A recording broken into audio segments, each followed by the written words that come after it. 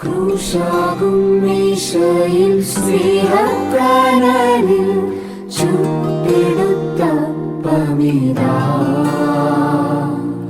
സ്വർഗം പാകം ചെയ്ത പമിതാ.